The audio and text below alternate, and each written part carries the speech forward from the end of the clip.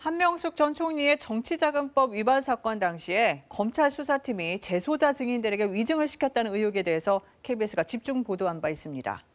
의혹을 조사해온 임은정 대검 감찰정책연구관이 윤석열 검찰총장의 지시로 관련 업무에서 배제됐다고 주장했습니다.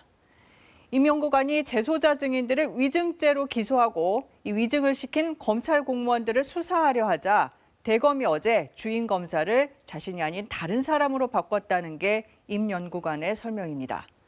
반면에 대검은 애초부터 임 연구관에게 사건을 배당한 적이 없기 때문에 임 연구관은 주인 검사가 아니었고 따라서 직무 배제가 아니라고 반박하고 있습니다.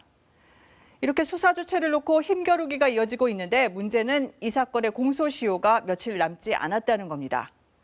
그럼 수사가 어디까지 진행됐고 앞으로 어떻게 처리가 될지 김민철 기자가 정리했습니다.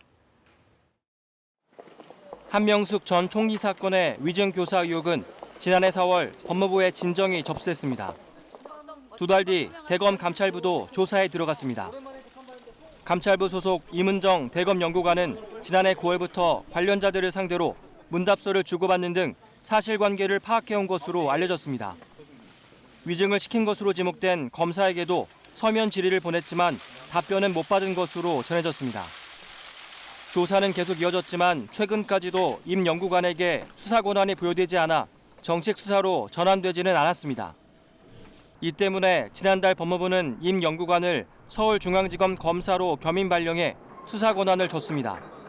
그런데 어제 대검이 감찰 3과장을 위증교사 의혹 사건의 주임 검사로 지정하면서 임 연구관은 조사를 계속 이어가기가 어렵게 됐습니다. 문제는 공소시효입니다. 허위 증언을 했다는 의혹을 받고 있는 증인 2명은 각각 2011년 3월 7일과 3월 23일에 법정에 섰습니다. 남에게 피해를 줄 목적으로 위증을 한 경우 적용되는 모해 위증죄의 공소시효가 10년이어서 각각 공소시효를 3일과 19일 남겨뒀습니다.